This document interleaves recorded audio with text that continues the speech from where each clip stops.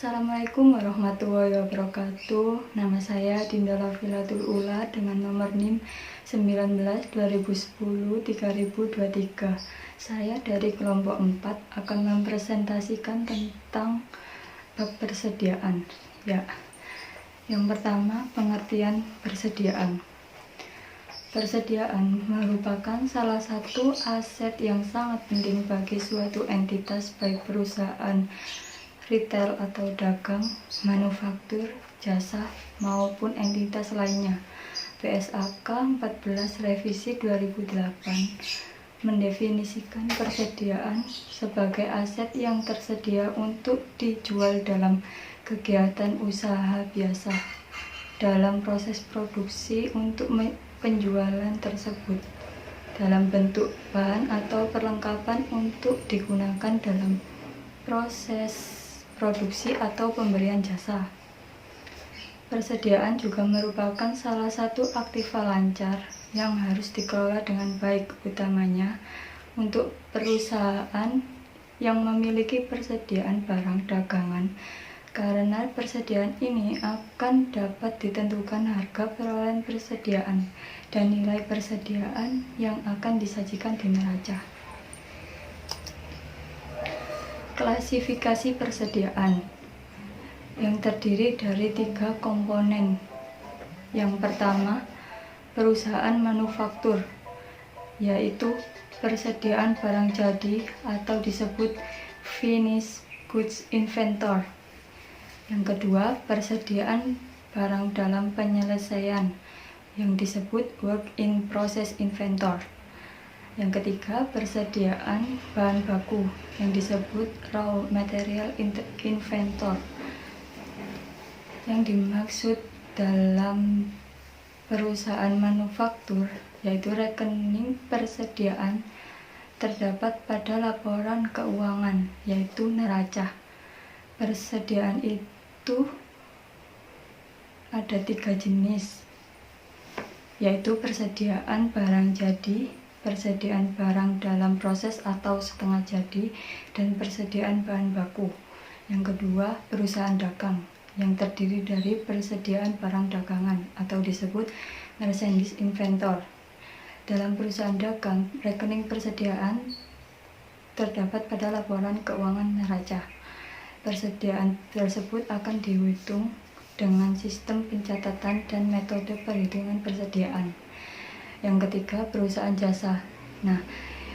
Yang terdiri dari biaya yang belum diakui pendapatannya diklasifikasikan sebagai persediaan. Dalam perusahaan jasa, rekening persediaan tidak terdapat dalam laporan neraca. Yang ada hanya perlengkapan yang bertujuan untuk menunjang usaha normal perusahaan seperti suku cadang dalam usaha bengkel atau buku-buku dalam usaha pendidikan. Lanjut, masalah kepemilikan persediaan. Salah satu hal penting dalam akuntansi adalah pengakuan. Pengakuan terkait erat dengan penetapan waktu atau timing, pencatatan dan pelaporan akun tertentu. Kapan waktu akun, khususnya akun aset, dicatat dan dilaporkan berkaitan erat dengan saat akun tersebut diakui menjadi milik perusahaan. Demikian pula dengan akun persediaan. Ketika persediaan diakui sebagai milik perusahaan, pada saat itulah persediaan tersebut dicatat dan dilaporkan dalam laporan keuangan yang bersangkutan. Persoalannya terdapat berbagai hal yang berkaitan dengan saat yang dianggap tepat bagi pengakuan persediaan sebagai milik perusahaan. Beberapa hal yang terkait dengan pengakuan kepemilikan persediaan bagi sebuah perusahaan adalah: yang pertama, barang dalam perjalanan. Yang kedua, barang konsinyasi. Yang ketiga, barang-barang yang dipisahkan. Yang keempat, kontrak pembangunan jangka panjang. Barang dalam perjalanan yang dimaksud adalah ketika sebuah perusahaan membeli sejumlah barang atau bahan baku lain dari pihak lain. Seringkali terdapat jarak antara gudang perusahaan dan gudang pihak penjual. Yang kedua, dalam proses transaksi jual beli barang, dagang dalam kaitannya dengan biaya pengiriman dan tanggung jawab pengiriman. Pada umumnya, transaksi penjualan itu dikelompokkan menjadi dua kelompok transaksi penjualan, yaitu yang pertama Fee on Board Shipping Point atau disebut FOB Shipping Point. Yang dimaksud adalah biaya transportasi akan dibayar oleh pembeli dan kepemilikannya beralih ketika barang dikirimkan, sehingga pengakuan persediaan berada pada pembeli ketika periode transit. Yang kedua, Fee on Board Destination, yaitu FO atau disebut FOB Destination, yaitu biaya transportasi akan dibayar oleh penjual dan hak kepemilikan tidak beralih hingga pembeli menerima barang tersebut, sehingga pengakuan persediaan tetap berada pada penjual selama periode transit. Yang kedua, yang dimaksud dari persediaan konsinyasi. Konsinyasi adalah metode penjualan barang di mana pihak penjual menitipkan barang dagangannya kepada pihak lain dengan harga dan syarat yang telah disetujui oleh kedua pihak dalam suatu perjanjian.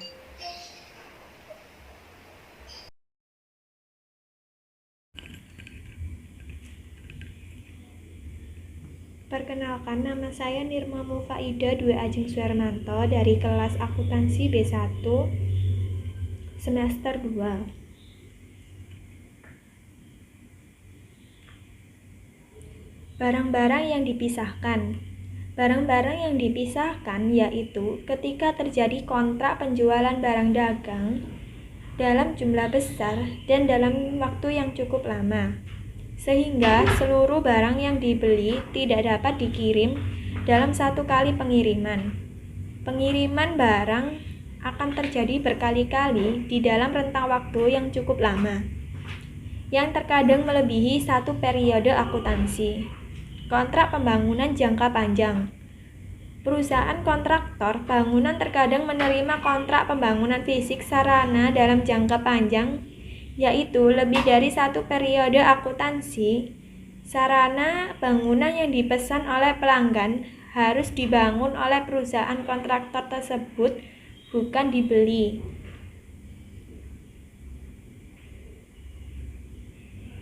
Jenis-jenis biaya persediaan. Biaya persediaan. Biaya persediaan meliputi semua biaya pembelian, biaya konversi, dan biaya lain yang timbul sampai persediaan berada dalam kondisi dan lokasi saat ini. Sedangkan biaya pembelian persediaan meliputi harga beli, biaya impor, pajak lainnya, atau kecuali yang kemudian dapat ditagihkan kembali kepada otoritas pajak. Biaya pengangkutan, biaya penanganan, dan biaya lainnya yang secara langsung dapat didistribusikan pada perolehan barang jadi, bahan dan jasa, diskon dagang rabat, dan hal lainnya yang serupa dikurangkan dalam menentukan biaya pembelian. Sedangkan biaya konversi merupakan biaya yang timbul untuk memproduksi bahan baku menjadi barang jadi atau barang dalam produksi.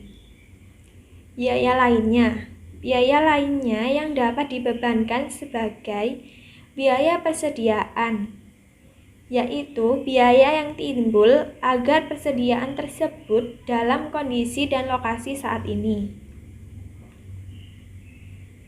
Sistem pencatatan persediaan dan asumsi arus biaya. Dalam melakukan pencatatan persediaan, teknis pencatatan persediaan terkait juga dengan sistem pencatatan persediaan yang digunakan oleh entitas. Entitas dapat menggunakan sistem periodik atau sistem perpetual, yaitu terus-menerus. Sistem periodik merupakan sistem pencatatan persediaan di mana kuantitas persediaan ditentukan secara periodik, yaitu hanya pada saat perhitungan fisik yang biasanya dilakukan secara stock of name. Sedangkan sistem perpetual merupakan sistem pencatatan persediaan di mana pencatatan yang dilakukan secara up to date terhadap barang persediaan selalu dilakukan setiap terjadi perubahan nilai persediaan. Perbedaan pencatatan persediaan dengan menggunakan sistem perpetual dan sistem periodik. Pada persediaan perpetual, persediaan awal 100 unit pada harga 6.000.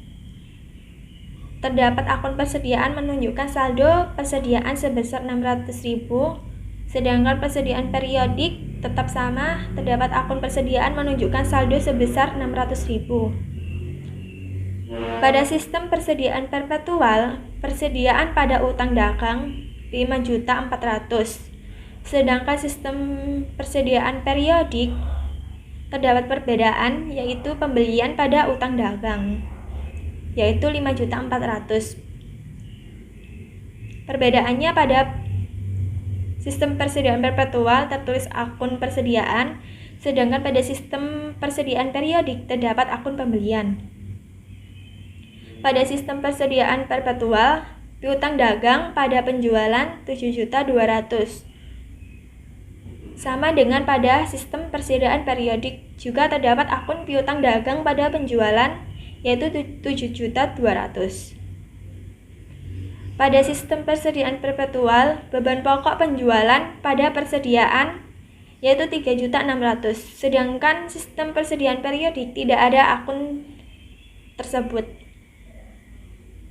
Lalu pada sistem persediaan perpetual, penjurnalan pada akhir periode saldo akhir persediaan 400 unit pada harga 6.000.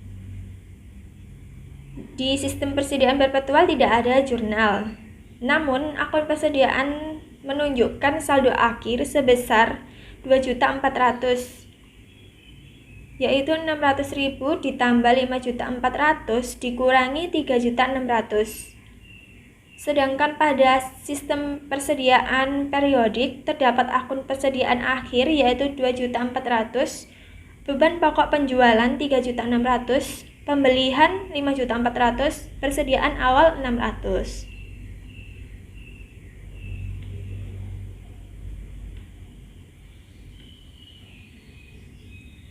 Ketika suatu entitas menggunakan sistem perpetual dan terdapat perbedaan antara pencatatan persediaan dan perhitungan fisiknya, atau entitas akan tetap melakukan perhitungan fisik,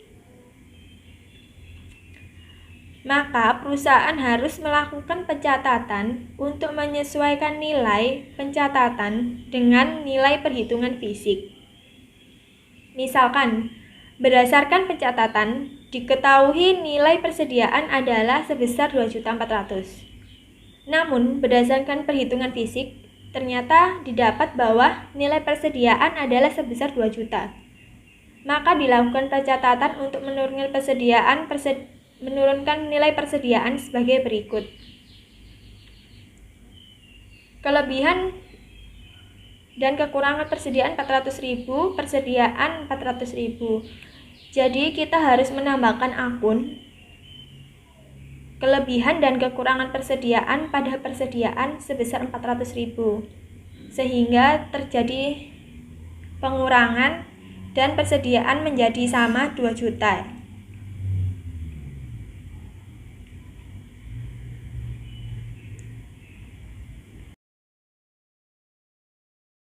Warahmatullahi wabarakatuh. Saya Bradina Fadil Tegat Selamai akan melanjutkan presentasi dari kelompok 4, yaitu 3 alternatif yang dapat dipertimbangkan oleh suatu entitas terkait dengan asumsi arus biaya, yaitu metode identifikasi khusus.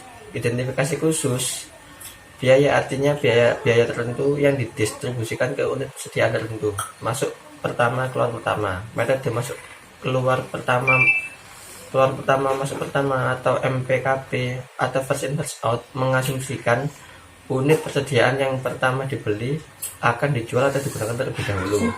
Rata-rata tertimbang.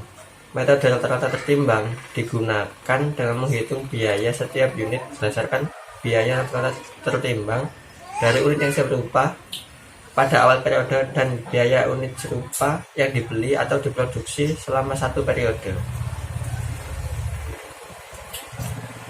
Ini ada contoh seperti PT Bangun Jaya pada saat penjualan harus ditentukan dengan harga yang digunakan masing-masing unit dalam penjualan sebesar 15.000 unit tersebut. Dengan demikian dapat diketahui harga masing-masing unit dalam persediaan akhir. Apabila diasumsikan bahwa persediaan akhir sejumlah 2.500 unit terdiri atas 9.000 unit, harga 3.000, 8.000 unit, harga 3.200 dan 8.000 unit, harga 3.300. Maka perhitungan nilai persediaan akhir dan beban pokok penjualan PT Bangun Jaya dalam menggunakan metode identifikasi khusus dengan sistem periode maupun perpetual adalah sebagai berikut seperti materi. Berdasarkan ilustrasi PT Bangun Jaya atas perhitungan nilai persediaan akhir dan beban pokok PT Bangun Jaya dalam menggunakan metode MPKP berdasarkan sistem periodik adalah sebagai berikut seperti gambar.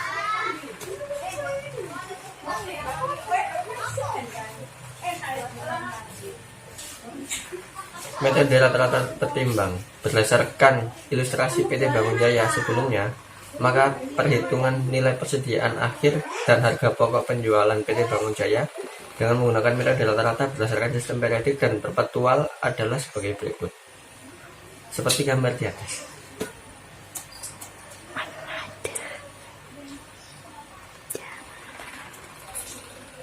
Nilai realisasi neto dan penurunan nilai persediaan. Persediaan diukur berdasarkan nilai yang lebih rendah antara nilai yang berdasarkan biaya dan nilai realisasi neto atau NRV, Net Realizable Value. Persediaan akan dinilai pada nilai realisasi netonya apabila biaya persediaan yang didapat dari penggunaan metode identifikasi khusus MPKP dan rata-rata.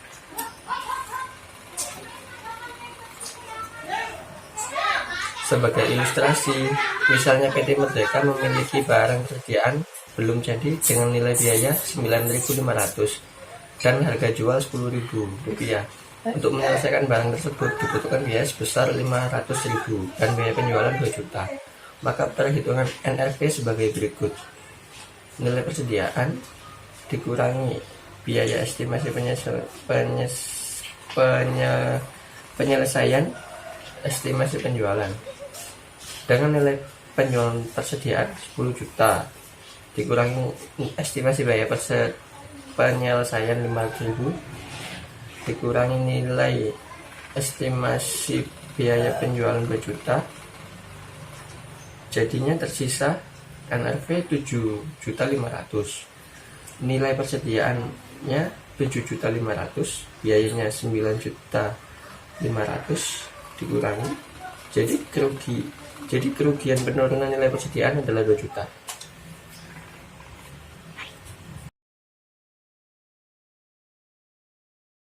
Assalamualaikum warahmatullahi wabarakatuh. Nama saya Cici Novita.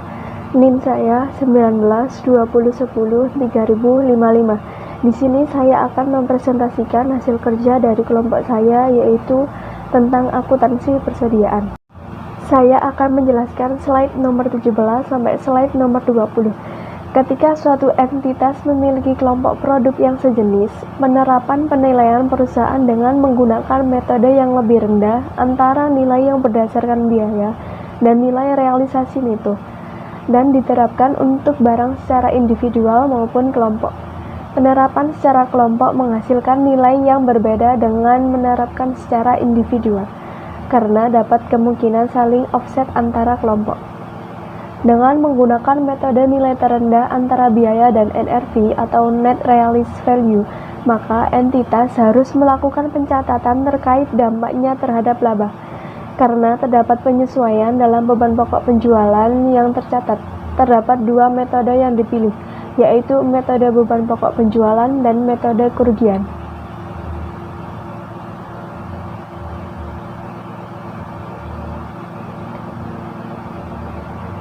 Seperti contohnya, sebagai ilustrasi, PT Indonesiaku mencatat nilai beban pokok penjualan sebelum penyesuaian ke NRV sebesar 95 juta. Sedangkan nilai saldo akhir persediaan adalah sebesar 75 juta. Berdasarkan nilai biaya dan rupiah 70 juta berdasarkan NRV atau Net Realized Value. Maka perbedaan pencatatan penyesuaian antara kedua metode berikut adalah sebagai berikut.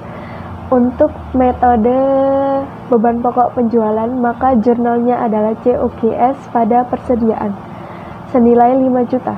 Sedangkan untuk metode kerugian, jurnalnya adalah kerugian penurunan nilai persediaan pada persediaan sebesar 5 juta. Lanjut Mbak Ci.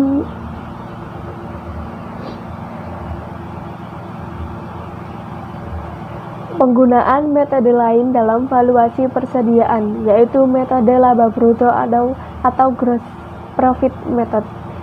Dalam keadaan tertentu, perusahaan perlu melakukan pengestimasian persediaan apabila tidak memungkinkan untuk melakukan pencatatan persediaan secara perpetual atau juga tidak dapat melakukan perhitungan secara fisik.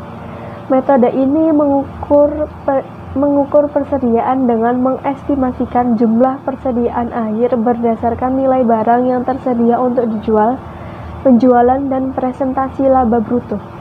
Metode ini biasanya dipakai ketika entitas mengalami bencana seperti kebakaran atau bencana alam seperti banjir, gempa bumi yang merusak sebagian persediaan perusahaan.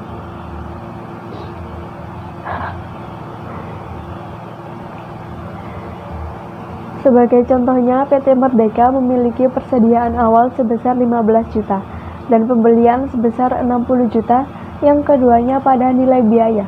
Penjualan pada harga penjualan adalah sebesar 90 juta. Margin perusahaan dari harga penjualan adalah sebesar 30%. 30% yaitu margin yang dapat dihitung berdasarkan persentase laba bruto terhadap harga penjualan atau biaya. Berikut perhitungan persediaan berdasarkan metode laba bruto sesuai yang ada di contoh buku, yaitu persediaan awal sebesar 15 juta, pembelian sebesar 60 juta, barang tersedia untuk dijual yaitu sebesar 75 juta, penjualan sebesar 90 juta, dikurangi harga neto yaitu 30% dikali 90 juta, yaitu hasilnya 27 juta. Jadi penjualan pada biayanya yaitu sebesar 63 juta. Sedangkan perkiraan nilai persediaan yaitu sebesar 12 juta. Dari 75 juta dikurangi 63 juta. Sekian presentasi dari saya. Kurang lebihnya saya mohon maaf. Assalamualaikum warahmatullahi wabarakatuh. Dan presentasi saya akan dilanjutkan oleh teman saya.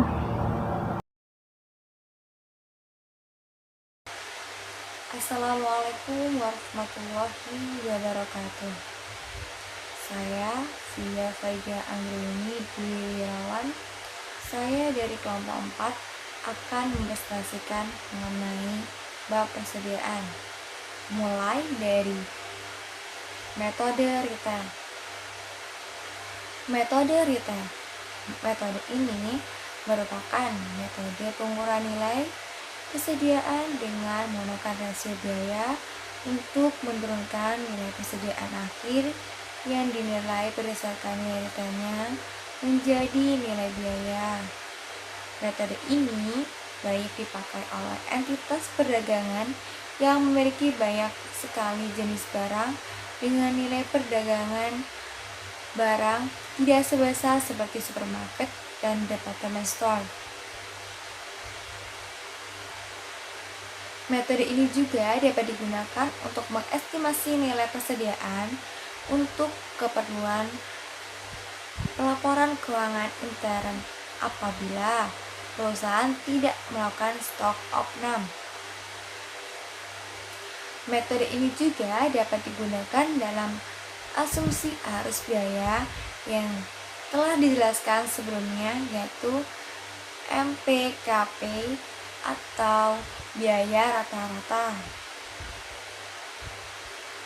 Pengungkapan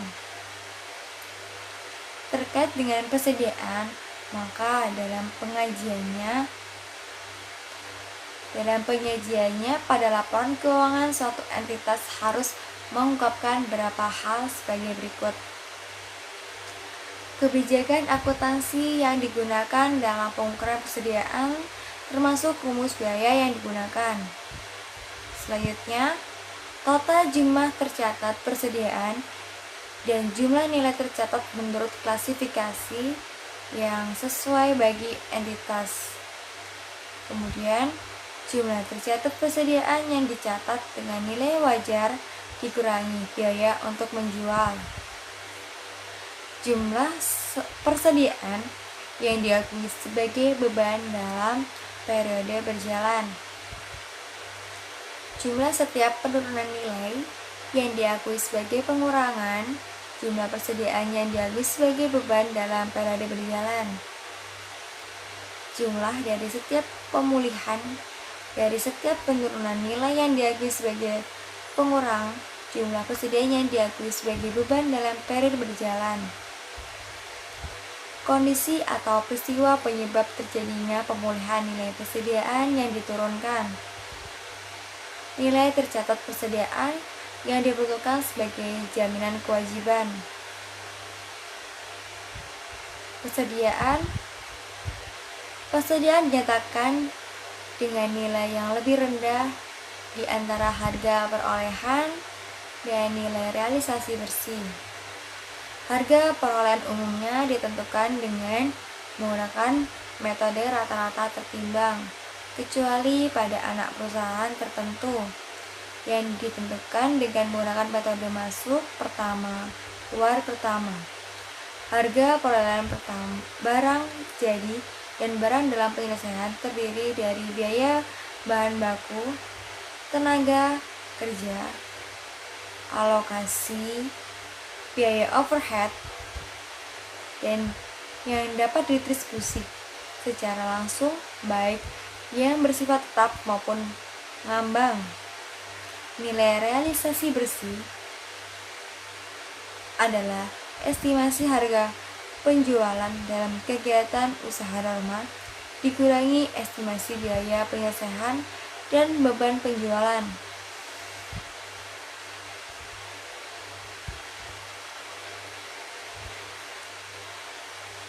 Ini adalah contoh 2010-2019 mengenai persediaan. Bahan baku, BDP, barang jadi, bahan pembantu dan suku cadang, bahan dalam perjalanan di jumlah, kemudian penyelesaian persediaan usang dan lambat gerak, terdapat bahan baku suku cadang dan BDP barang jadi dikurangin oleh jumlah yang telah dijumlahkan oleh yang atas. Kemudian mutasi penyisihan persediaan usang dan lambat gerak perusahaan dan anak perusahaan adalah sebagai berikut. Terdapat saldo awal, pemulihan atau penambatan penyisihan bersih dikurangi oleh penghapusan, dan akhirnya mengetahui saldo akhir. Sekian dari presentasi dari kami. Wassalamualaikum warahmatullahi wabarakatuh.